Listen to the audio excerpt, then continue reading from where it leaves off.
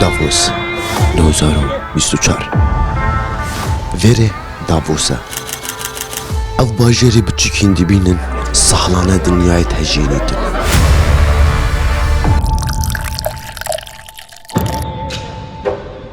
هر ولاتك مالك دان دبيرم و بما خونك بو كو هم ببینین کردش هاوس لدافوس چه بیتن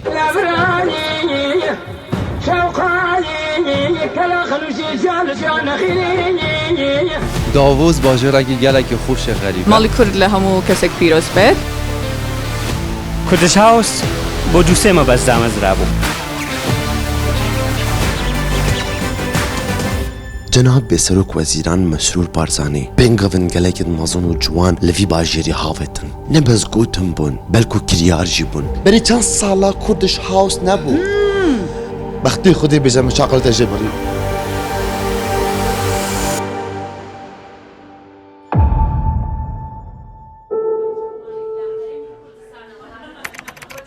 دافوس 14 2024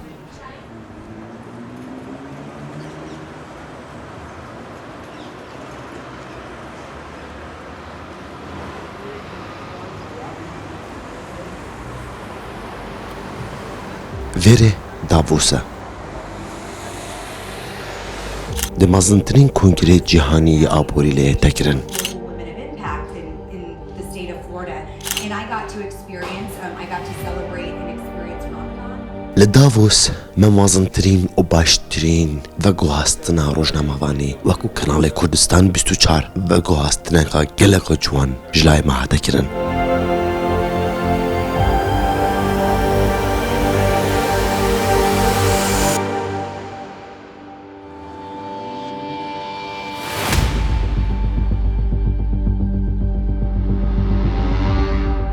لدافوس ما کار روزنامه‌وانی گلک جوان برای وبر تایبت کار و گوهست نادن گوباسان بشه وکی اکثر واکو کردستان 24 اگجه کانال سرکی بو لدافوسه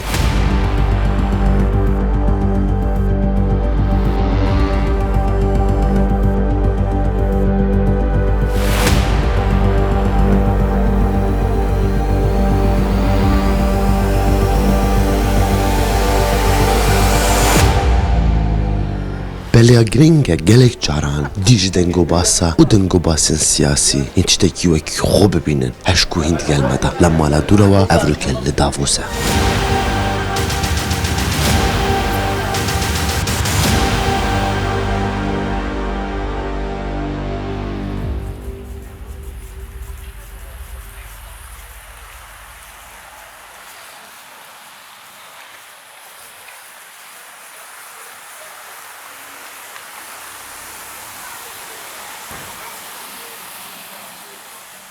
افجي املي افروكات بجنة دافوس همي ولات الجيهانه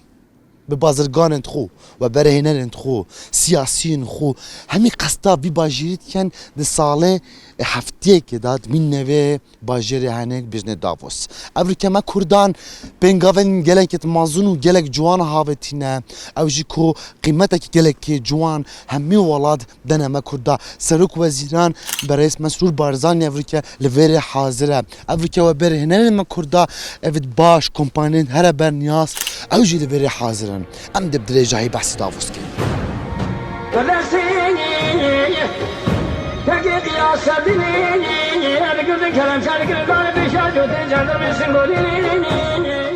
دافوس بصرما خو شكمت نافا تشادا افصلا بفر بجنامنا هاتي بجنامن بينا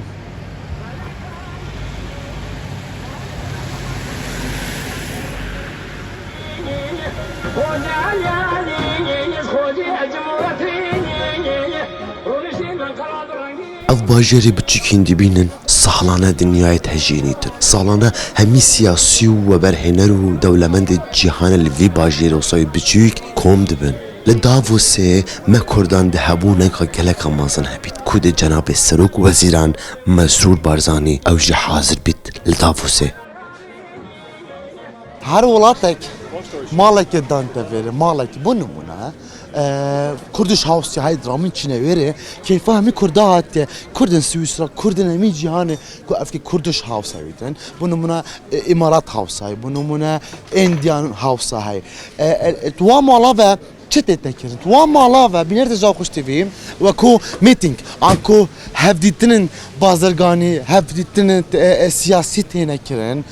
دی چویره کافه که و خوی خارنه که خوی صحبتك باباتك گله گرنگ تهبیتن تو دیم کنتاکی آنکو تنسیقی آنکو پیوندیا بخوچه که گل ولاته که دی و جابونمونه هر هاوس کاین دی بینن هر مالا کاین دی بینن ما مالا کردستان یا هایی که اوریکم کرد همی بشانازی خود بینین که اوریکا یکم جاره لداوس شتاکی حسا بو کردا چه بیدن لوان چان روژا دا هچیل وره یان دولمنده که جهانیه یان جی پروفیسوره که گله که برنیاسه یان جی سیاست مداره که گله که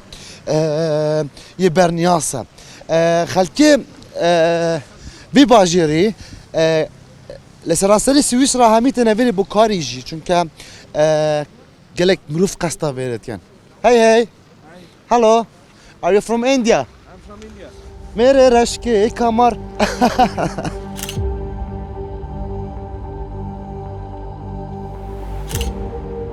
دهاتنا جناب سروک وزیران مسرور بارزانی بو داووس 15 کمپانین هر مزرین کردستان افریقا بجدار بون دناوا وان کمپانین همی جیهان دا پیگ و پیوندین باش هاتنه بجه اینا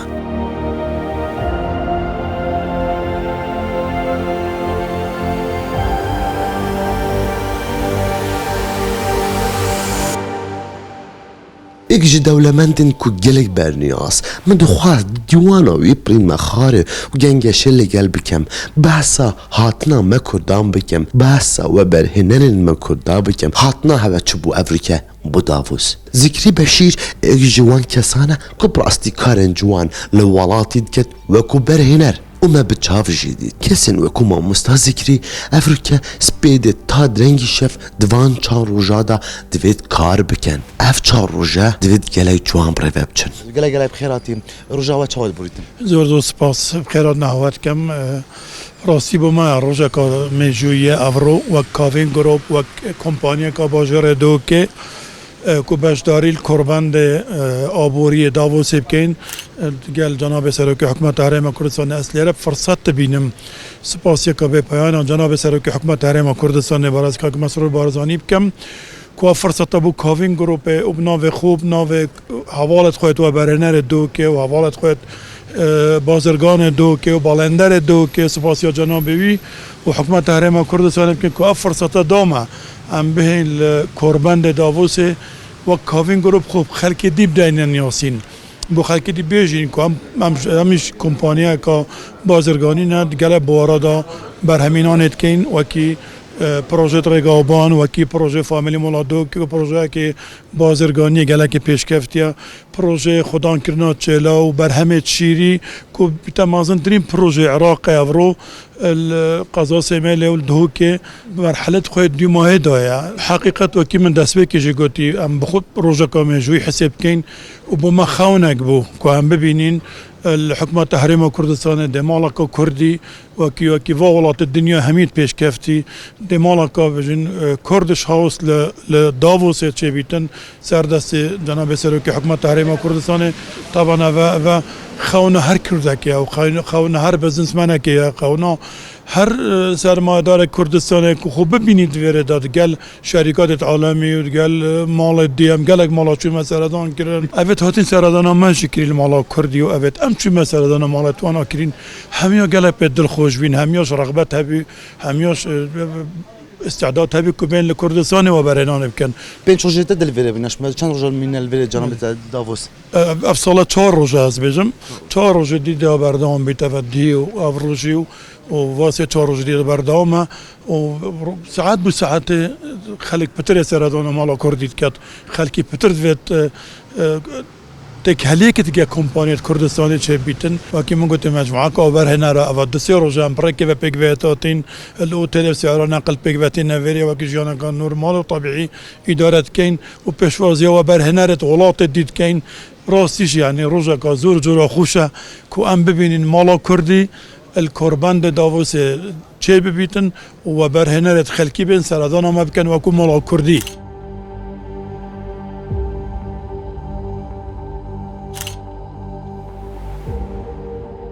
لسالا چویدا جناب بسروک وزیران مسرور بارزانی پنگاون گلکت مازن و جوان لوی باجری هاوتن و او پنگاون باش جناب سروک وزیران هاوتین نبز گوتن بون بلکو کریار جی بون هێنانی وە بەرهێنەرانی کوردستان بوو بۆی کە لە ماڵێکی خۆیان او خلکو او کمپانیان قصد هرم نکرین ما هرم کردستان بشوکی گلک جان بودان یاسین هەستێکی زۆر خۆشە ماڵی کورد یەکەم جارە لە داڤۆس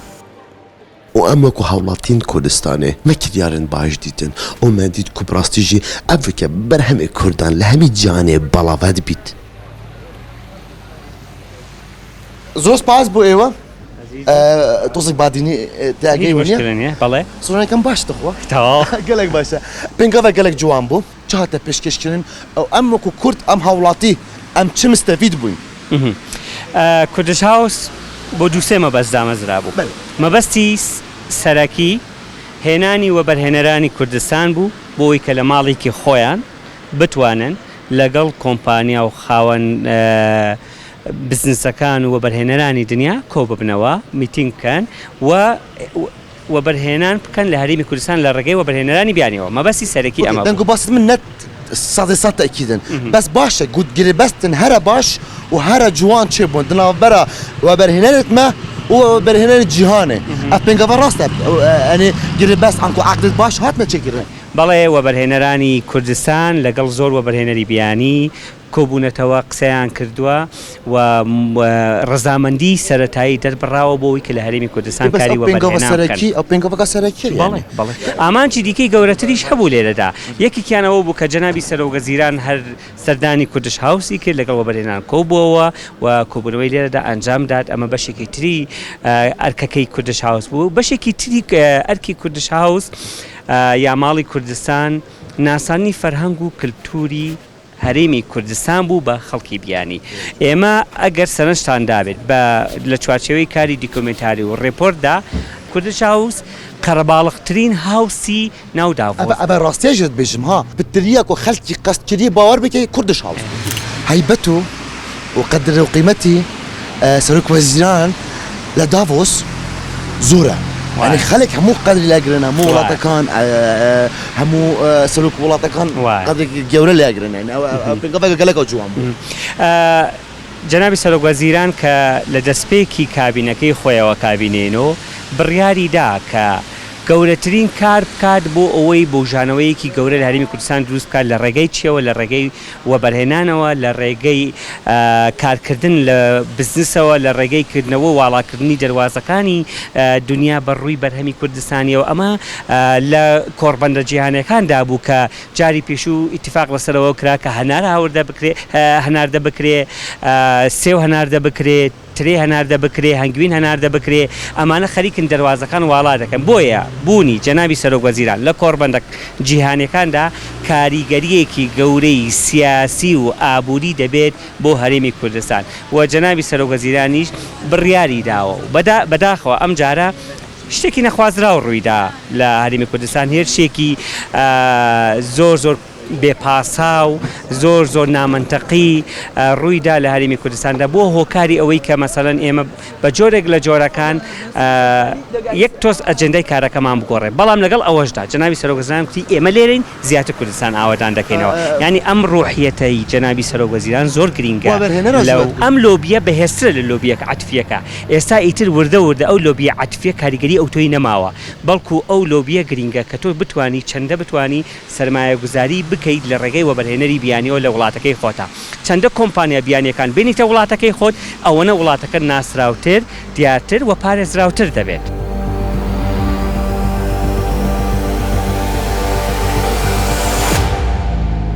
دما سرکردهکی ما کردان بۆ نمونە سەرۆک وەزیران ئەفریقا الڤێرە حاضرە دەمام دەبینین سەرکردهەکیان سیاسیەکی ما کردان لە جایەکی حاضر بیتن و ئەف وڵاتان وسایت مەزن و سە پێشوازیەکە جوان و قەدر و قیمەتی دەنەمە کوردە تولکی بێبی دەکەیف خۆش بی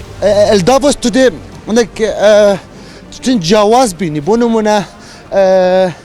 ديتنا سەرۆکێت وڵاتان سەرۆک وەزیرن وڵاتان سیاسین هەرە مازنێت وڵاتان هەرێکێ دەبینیم دو ڕۆژە جارێکی ئەن کو دوان چهار ڕۆژە جارێکی قەستا ماڵا وی وڵاتی کەتن وڵاتی کو هاتیە بخدا نای به هەمی زمانان ئەلبەتە تو دل گەنج me Kurda li Kurdish House bînî ku di pêşwaziya mêvanan kin mêvan jî maşallah gelek tên.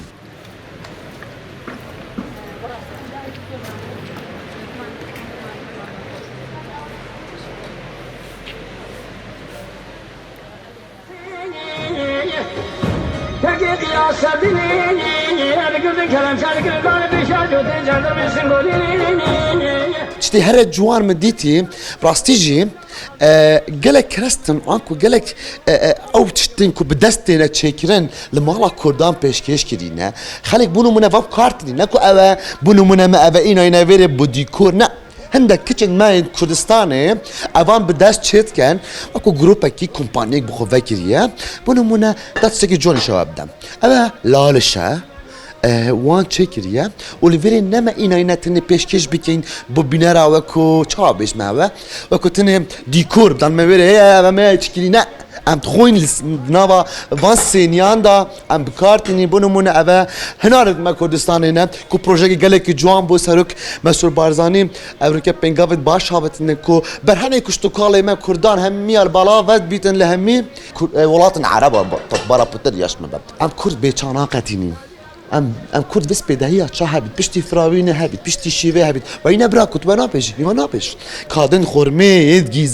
گیزا هنده پیشکشی خلقی کردن سماره مجی چه مجات کلید کاده چل دنیای هیتن اجنبی دمات نویریم بنمونه ابید وان ولاتا افت بوان غریب بود لیزیس کاده ما نینه کاده بانگلیزی کلیچه کاده بختی خودی بجم شاقل تجبری نایس Delicious. You like? This is baklava, but for Kurdish. I'm half Greek, yeah, so I appreciate it a lot. Yeah, this one the best for Kurdish, you know.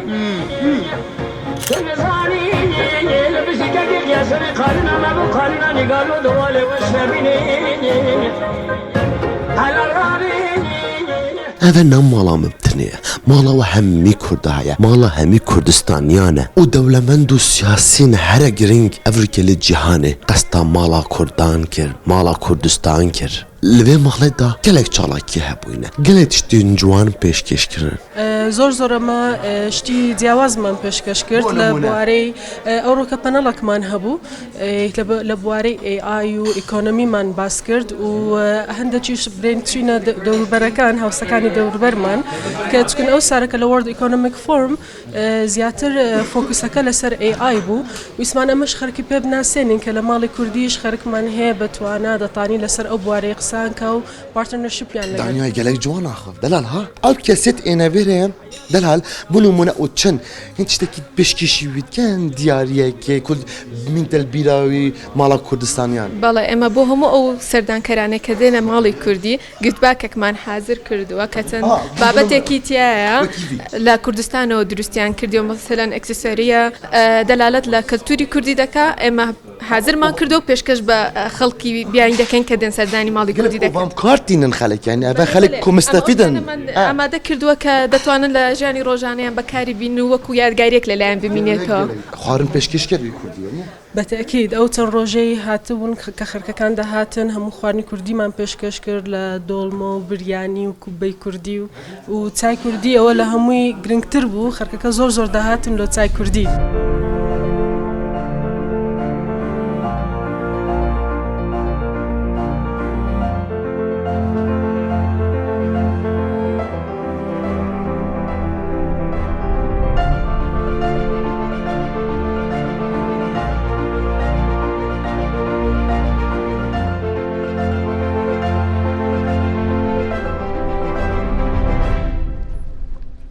هندن جنجن جلكن برنياسن كردستان افريكا مال دافوس ديتن بنو منك احمد اي جوان كسنه كو كومبانيت هرا جرينجو مازن افريكا جوان بازا كومبانيت كو بجدار بن دافوس دا كومبانيا ابو بله كيف من جلك هات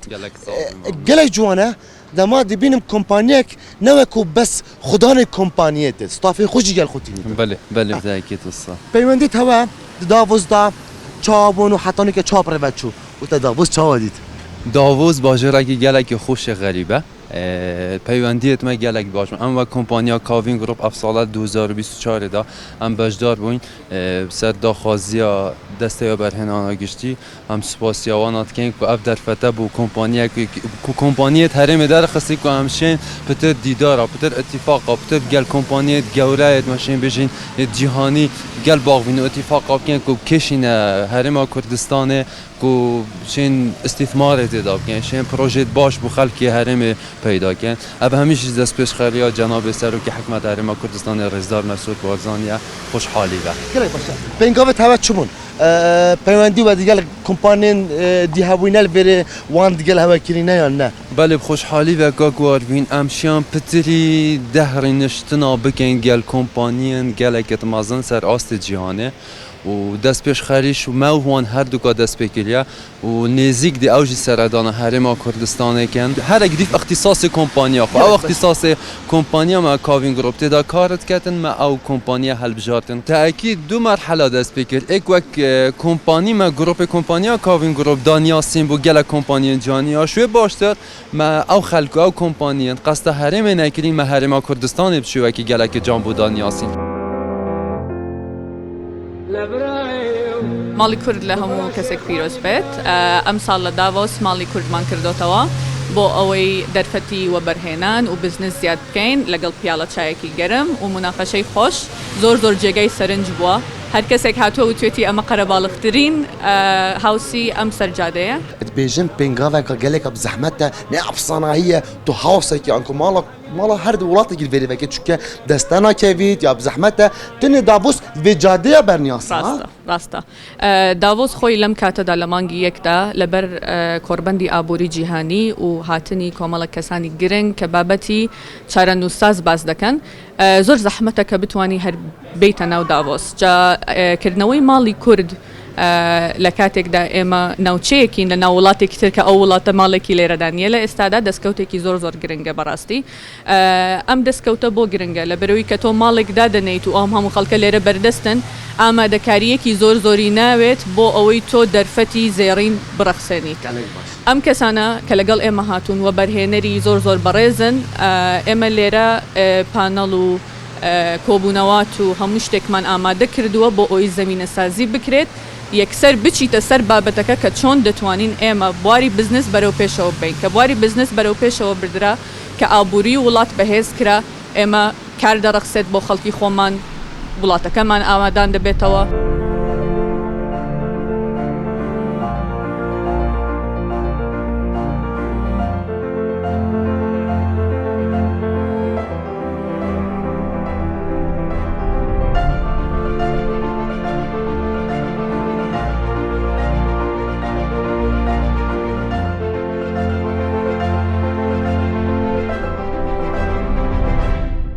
کردستان 24 ایک جوان کانالا هم بویه که براستی و گواستنه که گلک جوان هر جلای راستا و خو چکرنا فیچر و راپورتان محبونه که مازن هبو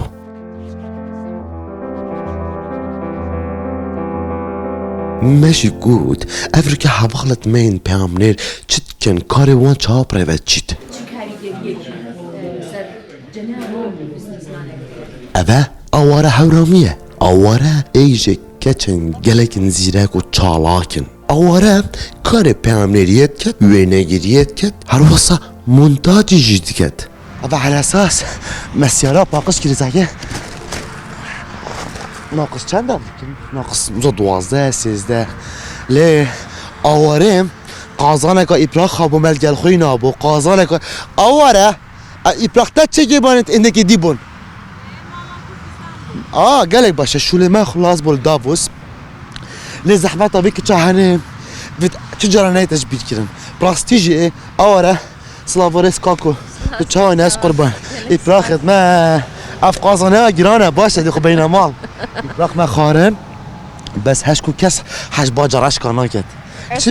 بزني تاني باجراش ام بزني شو بزني باینجانی ڕەش يعني هالولد بس بيجان رجبو يلا باشا زور سباس متعاورم تو شوان كساني افريكام قلتا بوين بس بونو منا همي قاوا كاس قلتنينا کاری ئێمە وەکو میدیاکار بەڕاستی کارێکی زەحمەتە ئەوەی داڤۆز زۆر باش بوو دیارە ئیمکاناتمان هەبوو ئەو کەرەستانەی پێویست بوو پێمان بوو 4 ڕۆژ کارێکی زۆر سەخت و بەڵام پڕدەستکەوتمان هەبوو لە شاشە زۆر جوان بوو لەبەرەوەی ئەو کارە پەیوەندی هەبوو بە سەرۆکی حکوومەتی هەرێمی کوردستان کاک مەسرور بارزانی ام هات بوين داكو خزمتا كردان بكين بێگومان لەبەرەوەی ئەرکی ئێمە ئەوەیە کە ئەو کارانەی کە پەیوەندیان بە کوردستانەوە هەیە بە بەرژەوەندی کوردەوە هەیە ئەوە ئەرکە لەسەر شانی ئێمە کە پیشانی بینەرانی بدەین و ڕووماڵی بکەین کە کەسایەتیە سیاسی ئابوووریەکانی ئێمە لە داڤۆسچیان کردووە ئەو دەستکەوتانەی کە هەیە ئەوان بەدەستی هێنن بۆ خەڵکی کوردستانە کەواتە کاری ئەوان و کاری ئێمە تەواوکەری یەکەوە هەمووی لە بەرژەوەندی خەڵکی کوردستانە بینەرە دیار بکە نافسانە هەیە من چکە چوەکیتە نەدیت ناوسەد چاڵک وێنەگیرە مۆنتاجیژیت کەتون و پێیانما خۆ درزیت گەینەک و پێیامنێر ها بڵێ هەڵبەت یعنی من مەمنونی کوردستان 24م لەبەرەوەی زۆربەی ئەو کارانەی کە من ئێستا ئەیکەم من پێشتریش پێش لە کوردستان 24 کاری میدیایم لە کەناڵی دیکە کردووە بەڵام ئەوەی کە بە تەواوەتی زاڵ بووم بەسەر کاری میدیایی کە هەم خۆم پەیامنێر بم هەم کامێرەمان بم و هەم مۆنتێریش بم ئەمن لە کاکسامان سابوونچی فێر بووم کە یەکێک لە بەرپرسانی کوردستان 24 بوو بووە قوتابخانەك کوردستان 24 ئەفریقیا بوو مە هەندێک ڕۆژنامەوانان بڕاستیژی ئەم پێیانما خۆ بڕێکاوێت گەینین دەست خۆش بووتە ئەس گەلێک کێف خۆش دبم ئەوەرە پەیوەندی توێ گەلێک باشن تایبەت لە سکەندەنافیا هەمی ئەوروپایە بەلە سکەندەنافیا کچە گەلێک زیرەکە یعنی هەر هەلکەفتێک و هەر بیلەوەریەکە کوردان هەبیتن کۆ گلێدانێکە بچیژی کورداوە هەبیتن ئەوەرا وێرە حازرە بێگومان وایە ئۆتۆسیارێژی تاژووی بێگومان تڕۆمبیلێکی تاژووت من هەموو کارەکانم بەتەنیا ئەەکەم ئەگەر بمەوێ بچم بۆ راپۆرتێک تەنانەت بۆ وڵاتێکی دیکەش وڵاتەکانی سکاندیناویا بە سیارەی خۆم دەڕۆم هەموو ئەشیاکانە خەمە ناو سیارەکەەوە و کامێرە و لیباس و جلوبەرگ و ئەو شتانەی کە پێویستە ئەم سوپاسیارە بەبەریا خوشی بکەین کو جامێرا براستیژیم ڕێزل هەمی پێشکەشکار و کارمەندێت خو بێگومان من دەمەوێت ئەوە بڵێم گەلێک جار دەڵێن وەرە لە کەناڵێکی دیکە ئیش بکە کەناڵی دیکەی کوردی کە پێم بەڵێن بەڵام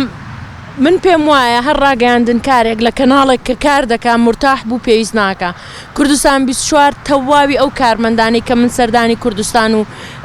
بنکەی سەرەکی کوردستان 24شم کردووە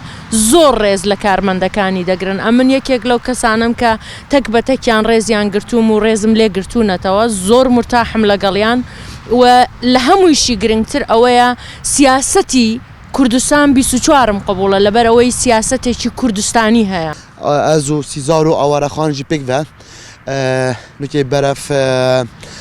فڕۆکخانە زۆری خچین دەست خۆش بوو کاک بارزانیژی گەلمە بۆمانە دەست خۆش بوویژی ئەو چوونە مەتاڕی ئەو چوون جامێرە